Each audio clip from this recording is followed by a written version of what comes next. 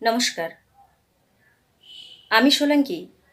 আমার সংস্কৃত শিক্ষা মিশন ক্লাসে আমার সমস্ত ছোট ছোট ভাই বোন এবং আমার স্টুডেন্টদের অনেক অনেক স্বাগত। বিগত কয়েকদিন ধরে আমরা সংস্কৃতের গ্রামার নিয়ে আলোচনা করছি। গ্রামারের ভেতর কারক নিয়ে আমরা আলোচনা করছি। কারকের চতুর্থী বিভক্তি অর্থাৎ সম্প্রদান কারক পর্যন্ত কারক কিন্তু আমাদের আলোচনা হয়ে গিয়েছে। আমি আমার ডেসক্রিপশন বক্সে লিংক দিয়ে দেব, যারা এখনো পর্যন্ত দেখো না তারা দেখে নিও। আজকে আমরা অপাদান কারক অর্থাৎ পঞ্চমী বিভক্তি নিয়ে আলোচনা করব। যারা আমার কন্টিনিউ ক্লাস অ্যাটেন্ড করছো তারা তো জানোই, আর যারা নতুন এসেছো তাদের উদ্দেশ্যে বলবো অবশ্যই আমার চ্যানেলটাকে সাবস্ক্রাইব করে পাশে থাকা বেল আইকন প্রেস করে অল নোটিফিকেশন করে দিও। তাহলে আমি যখনই তোমাদের সাবজেক্ট ওয়াইজ অর্থাৎ সংস্কৃতের কিছু সাবজেক্ট নিয়ে উপস্থিত হব, তোমরা সময় মতো সেগুলো কিন্তু পেয়ে যাবে। আর যারা আমার কন্টিনিউ ক্লাস করছো সে সমস্ত স্টুডেন্টদের উদ্দেশ্যে বলবো অনেক অনেক তোমাদেরকে ধন্যবাদ। আর চলো আমরা কথা না বাড়িয়ে আজকের আলোচনাটা তাহলে শুরু করে দিই। প্রথম সূত্রটা তাহলে কি বলেছে সেটা দেখো। আগের দিন আমরা সম্প্রদান করে নিয়েছি অপাদানে, তাহলে কি বলেছে সূত্রটাতেই বলে দেওয়া আছে যে আমাদের কি বলা হয়েছে পঞ্চমী বিভক্তিতে। দেখো বলেছে ধ্রুবম পায়ে পাদানম, ধ্রুবম পায়ে পাদানম। এটাকে ভাঙলে কি হবে? ধ্রুবম মানে খসে পড়ছে বা অপায় হচ্ছে। কি থেকে অপায় হচ্ছে না অপাদানম, অপাদান কারকে অপায় হয়। কোনো বস্তু থেকে কোনো কিছু যখন অপায় হয় মানে খসে পড়ে বা ছেড়ে যায় বা সেখান থেকে নেমে যায়, সে তাকে বলছে অপাদান। কি বলেছে একটু আমরা মিলিয়ে নেব।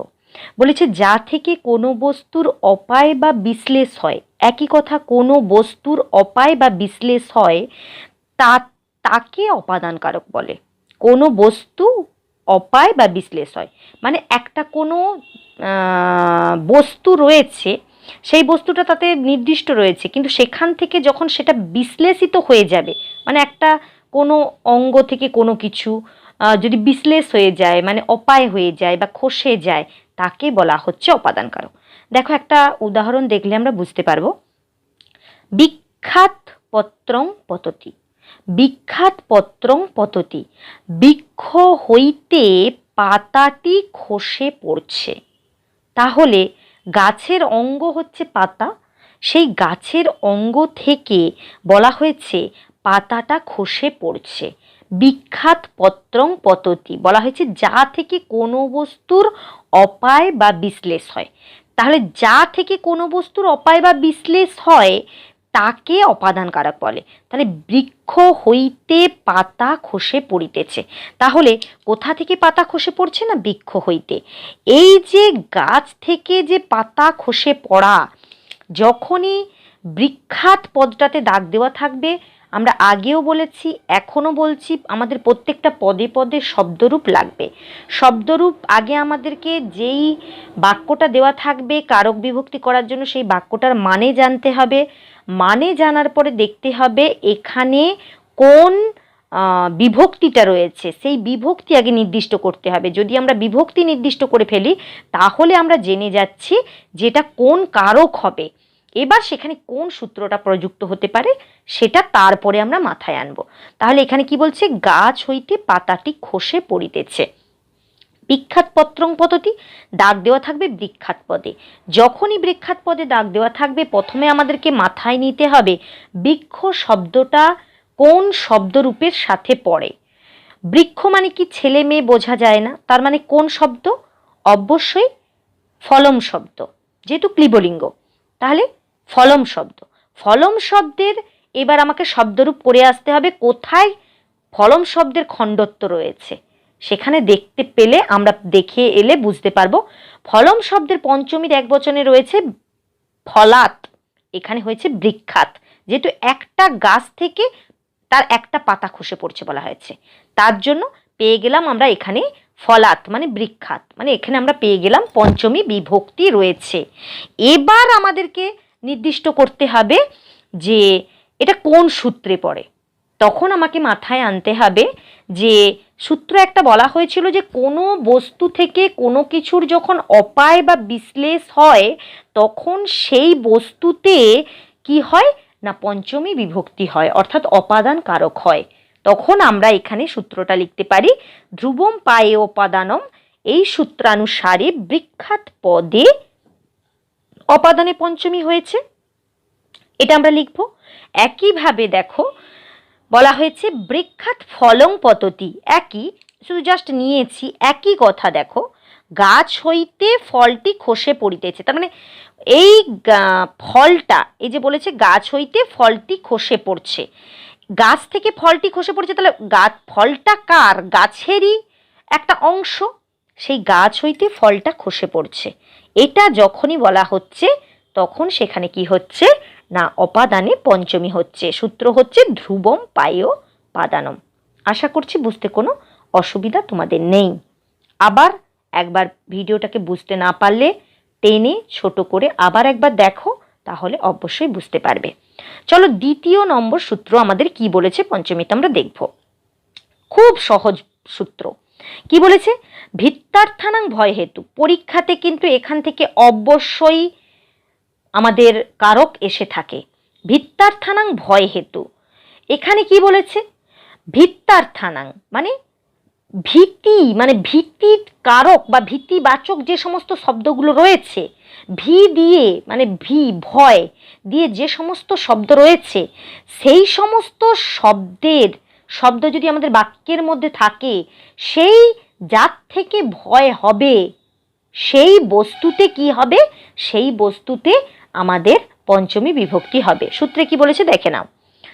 ভয়ার্থক এবং ত্রাণার্থক, ওই যে বলেছে ভিত্তার্থানাং, ভি অর্থাৎ ভয়ার্থক আর ত্রাণার্থক মানে ত্রাণার্থক। ভি এবং ভয়ার্থক এবং ত্রাণার্থক ধাতুর প্রয়োগে ভয়ের হেতু অপাদান কারক হয়। বললাম ভয়ের হেতু অপাদান কারক হয়। যেমন একটা উদাহরণ দেখলে বুঝতে পারবো। দেখো নর ব্যাঘ্রাত বিভেতি, নর ব্যাঘ্রাত বিভেতি, মানুষটি বাঘ হইতে ভয় পাইতেছে। মানুষটি ভয় পাচ্ছে, কার থেকে ভয় পাচ্ছে না ব্যাঘ্র হইতে ভয় পাইতেছে। সেই একই, প্রথমে দাগ দেওয়া থাকবে ব্যাঘ্রাত পদে, তখন আমাদেরকে আগে এখানে স্থির করে নিতে হবে কোন বিভক্তি, খণ্ডত্ব আছে, তার মানে কি পঞ্চমী বিভক্তি। এবার আমাদেরকে সূত্রটা কোনটা প্রযুক্ত হবে সেটা আমাদের মাথায় আনতে হবে। তখন দেখো এই যে বিভেতি, ভীতি, ভয় ইত্যাদি যদি শব্দ থাকে তখন তোমরা বুঝে নেবে এখানে একটা সূত্র প্রযুক্ত হবে বলা হয়েছিল। সেটা কি না ভিত্তার্থানাং ভয় হেতু, এই সূত্রটা প্রযুক্ত হবে বলা হয়েছিল। তাহলে আমরা কিরকম লিখব? ভিত্তার্থানাং ভয় হেতু এই সূত্রানুসারে ভয়ার্থক ধাতুর প্রয়োগে ব্যাঘ্রাত পদে পঞ্চমী হয়েছে। ভিত্তার্থানাং ভয় হেতু সূত্রানুসারে ভয়ার্থক ধাতুর যোগে ব্যাঘ্রাত পদে পঞ্চমী বিভক্তি হয়েছে, এভাবে আমাদেরকে লিখতে হবে। পরের সূত্র কি বলেছে দেখো, আর বলার দরকার নেই, একই বলেছে দেখো ভয়াত্রায়তে, ভয় হইতে ত্রাণ করো, রক্ষা করো। তাহলে ভয় এবং ত্রাণ এই দুটোই এখানে রয়েছে। ভয়াত পদে ভয় হইতে রক্ষা করো, রক্ষা করো ত্রাণার্থক ধাতু। তাহলে এরকম ত্রাণার্থক ধাতু থাকলে আর ভয়াত পদে ভয় শব্দ পঞ্চমীর এক বচন পেয়ে গেছি শব্দ থাকলে সেখানে কি হবে? সেখানে তখন আমাদেরকে ওইটাই মাথায় আনতে হবে যে ভয়ার্থক এবং ত্রাণার্থক এই দুটো ধাতু যদি থাকে বলা হয়েছিল সেখানে কি হবে না বলা হয়েছিল অপাদানে পঞ্চমী হবে, সেটাই লিখতে হবে। আশা করছি বুঝতে কোনো অসুবিধা নেই। চলো তৃতীয় নম্বর সূত্রে কি বলেছে আমরা দেখে নিই। তৃতীয় নম্বর সূত্রে বলেছে যোনি কর্তুহু প্রকৃতি। যোনি কর্তুহু প্রকৃতি মানে কি? যোনি কর্তু জনক, মানে যেখান থেকে জন্ম বা উৎপন্ন হয় সেই জায়গাতে কি হয়? অপাদান কারক হয়। সেই প্রকৃতিতে, প্রকৃতি মানে কি? যেখান থেকে জন্ম হচ্ছে সেই জায়গাতে কি বলা হচ্ছে? বলা হচ্ছে পঞ্চমী বিভক্তি হয়, অর্থাৎ অপাদান কারক হয়। কি বলেছে একটু দেখে নাও। যা থেকে কোনো কিছু জন্মায় বা উৎপন্ন হয় তাতে অপাদান কারক হয়, একই কথা। যা থেকে কোনো কিছু জন্মায় বা উৎপন্ন হয় তাতে অপাদান, যেখান থেকে জন্মগ্রহণ করবে সেখানে পঞ্চমী বিভক্তি হবে। একটা উদাহরণ দেখো, বুঝতে পারবে। বীজাত অঙ্কুরো জায়তে, বীজাত অঙ্কুরো জায়তে, এখানে আর বলছি না, একই শব্দ পাচ্ছ, বীজাত খণ্ডত্ব আছে, তার মানে এটা কি পঞ্চমী বিভক্তি। এটা একটা ট্রিক্স, যে খণ্ডত্ব প্রায় জায়গাতে তো আমাদের অধিকরণ অপাদান কারকে পাবো। তাহলে বীজাত অঙ্কুরও জায়তে, বীজ হইতে অঙ্কুর জন্মগ্রহণ করছে। দেখো কি বলা হয়েছে সূত্রে, আমাদের সূত্রে বলেছে কোনো কিছু থেকে জন্মায় বা উৎপন্ন হয় তাতে অপাদান হয়। বীজ হইতে অঙ্কুরটি জন্মগ্রহণ করিতেছে, তাহলে অঙ্কুরটা যেখান থেকে জন্মাচ্ছে বা উৎপন্ন হচ্ছে সেই জায়গাতেই কিন্তু পঞ্চমী বিভক্তি হচ্ছে। তাহলে এখানে আমাদের কি লিখতে হবে, জনিকর্তুহু প্রকৃতি, এই সূত্রানুসারে বীজাত পদে অপাদানে পঞ্চমী হয়েছে। পরেরটাও একই, বলার আর দরকার নেই। গোময়াত বৃশ্চিকো জায়তে, গোময়াত ফলাত একই, গোবর থেকে বিছার জন্ম হয়, গোময়াত বৃশ্চিকো জায়তে। তাহলে গোময়াত মানে গোবর থেকে বৃশ্চিকের জন্ম হইতেছে, এটা তাহলে বৃশ্চিক যে জন্মগ্রহণ করছে কোথা থেকে না, গোময়াত থেকে। আর সেই পদে বলা হয়েছে যেখান থেকে জন্মগ্রহণ করবে বা উৎপন্ন হবে সেখানে কি হয়েছে, অপাদান হয়। দেখো সেখানেই কিন্তু অপাদান কারক হয়েছে। আশা করছি বুঝতে অসুবিধা নেই। পরের সূত্রে চলো, কি বলেছে, আখ্যাত প্রয়োগে, খুব একটা ইম্পর্টেন্ট, আখ্যাত প্রয়োগে সূত্র পড়ি, এখান থেকে কিন্তু আমাদের কারক আসে। আখ্যাত প্রয়োগে মানে কি বলা হয়েছে, বলা হয়েছে যার কাছ থেকে নিয়মপূর্বক বিদ্যা গ্রহণ করা বোঝায় তাতে অপাদান কারক হয়। যার কাছ থেকে নিয়মপূর্বক বিদ্যা গ্রহণ করা বোঝায় তাকে অপাদান কারক বলে। এর মানে কি, আমরা বিভিন্ন জায়গা থেকে কোনো না কোনো কিছু শিক্ষা গ্রহণ করে থাকি, বিদ্যা গ্রহণ করে থাকি, কিন্তু যেখান থেকে আমরা নিয়মপূর্বক প্রত্যহ একই সময়ে যাব, একটা নির্দিষ্ট সময়ে গিয়ে সেখানে শিক্ষাদান করব, এইটা যখন নিয়মপূর্বক বিদ্যা গ্রহণ বোঝায় সেখানে সেই ব্যক্তিতে বা সেই জায়গাতে কি হয় না, অপাদান কারক হয়। দেখো একটা উদাহরণ দেখো, ছাত্র শিক্ষকাৎ শাস্ত্রম অধীতে, ছাত্র শিক্ষকাৎ শাস্ত্রম অধীতে, ছাত্রটি শিক্ষকের কাছ থেকে শাস্ত্রতে অধীতে মানে পাঠদান করিতেছে, পাঠদান করেছে, অধীতে পাঠদান করেছে। তাহলে কার থেকে নিয়মপূর্বক শিক্ষা গ্রহণ করেছে, শিক্ষক হইতে নিয়মপূর্বক শিক্ষা গ্রহণ করেছে। এখানে কি বলেছে, নিয়মপূর্বক বিদ্যা গ্রহণ যেখানে বোঝায়, যেখান থেকে সে নিয়মপূর্বক শিক্ষাটা গ্রহণ করেছে সেই জায়গাতে বলা হয়েছে। এখানে কি বলেছে, ছাত্রটি শিক্ষকের কাছ হইতে শাস্ত্র বিদ্যা করেছে, তাহলে শিক্ষক হইতে যার কাছে করেছে, কার কাছে, শিক্ষকের কাছে। তাহলে এখানে কি লিখবো, আখ্যাত প্রয়োগে এই সূত্রানুসারে শিক্ষকাৎ পদে অধিকরণে পঞ্চমী। একই, তারপরেরটা না বলারই দরকার, শিষ্যঃ গুরো বেদং পাঠয়তি, শিষ্যঃ গুরো বেদং পাঠয়তি। শিষ্যঃ কেন হলো, সরি গুরো কেন হলো না, গুরু শব্দের পঞ্চমীর এক বচনে আছে গুরো, তার জন্য এখানে হয়েছে গুরো। তাহলে শিষ্যঃ গুরো বেদং পাঠয়তি, তাহলে শিষ্য গুরুর কাছ থেকে বেদ পাঠ করিতেছে।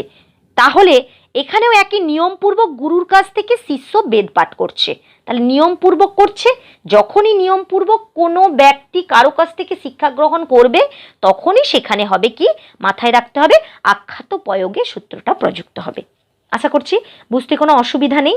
আমাদের আজকে আর দুটো সূত্র আমরা করে নেব, অর্থাৎ আমরা 6টা সূত্র আজকে দেখব, আর 6টা সূত্র আমরা পরের দিন দেখব। যেহেতু 12টা সূত্র রয়েছে ভিডিওটা অনেকটা লেন্দি হয়ে যাবে, তার জন্য আমরা আজকে 6টা সূত্র দেখব, পরের দিন এই পঞ্চমী বিভক্তির আর 6টা সূত্র পরের দিন আমরা দেখব।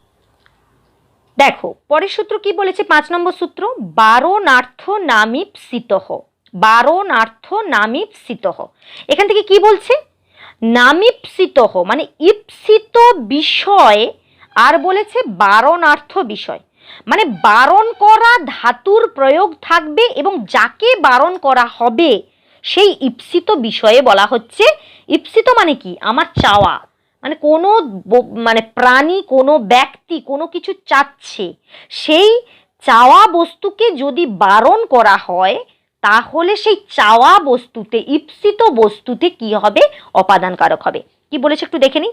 বারণার্থ ধাতুর প্রয়োগে যাকে বারণ করা হয় তার ঈপ্সিত বিষয় অপাদান হয়, সেই একই বলা হচ্ছে। কোনো প্রাণী যখন কোনো কিছু চাইবে, সেই চাওয়া বস্তুটাকে যখন বারণ করা হবে, সেই বারণ করা অর্থে যেই বস্তুটাকে বারণ করা হবে সেই ঈপ্সিত বস্তুটাই অপাদান কারক হবে। কেমন দেখো, বলেছে অন্যেভ্য কাকঙ্ক নিবারয়, অন্যেভ্য কাকঙ্ক নিবারয়, ভাত হইতে কাককে খেদাও, মানে সরাও, দূরে সরাও, ভাত হইতে কাককে দূরে সরাও। অন্যেভ্য, এই যে অন্যেভ্য পদটা রয়েছে, এই জায়গা থেকে এই যে নিবারয়, নিবারয় মানে কি? বারণ করা হচ্ছে। কাককে ভাত থেকে সরাও, মানে ভাতে যেন কাক বসতে না পারে। তাহলে কাককে নিবারণ করা হচ্ছে কি থেকে? অন্ন থেকে। আর বলা হয়েছে কি? ঈপ্সিত বিষয় যেখানে যাকে বারণ করা হচ্ছে সেই ঈপ্সিত বিষয়টাই কি হবে? অপাদান হবে। এখানে দেখো কাকের ঈপ্সিত বিষয় কি? অন্ন। সেই অন্ন থেকে কাককে বলা হচ্ছে সরাও, বারণ করা হচ্ছে। তখন এখানে কি সূত্র হবে? বারণার্থ নামীপ্সিত এই সূত্রানুসারে নিবারণ অর্থে অন্যেভ্য পদে অপাদানে পঞ্চমী বিভক্তি হয়েছে, এভাবে লিখতে হবে। পরেরটাও একই বলেছে, আর বলার দরকার নেই, এখানে খণ্ডত্ব আছে, দেওয়াই আছে। কুপাত অন্ধঙ্ক বারয়তি, অন্ধ ব্যক্তি দেখতে পাচ্ছে না, তার ঈপ্সিত হয়ে যাচ্ছে কি? কূপ। যেহেতু দেখতে পাচ্ছে না, যেটা দেখতে পাচ্ছে না সেটা না চাইলেও তার কাছে চলে যায়। সেটাই বলেছে অন্ধ ব্যক্তিকে বারণ করা হচ্ছে কোথা থেকে? না ঈপ্সিত বিষয়ে কুপাত থেকে, কূপ থেকে, মানে যাকে আমরা বলছি কুয়া, কুয়া যেখান থেকে জল তোলা হয়, সেই জায়গা থেকে অন্ধ ব্যক্তিকে বারণ করা হচ্ছে, অর্থাৎ সরাতে বলা হচ্ছে। তাহলে এখানেও একই হচ্ছে।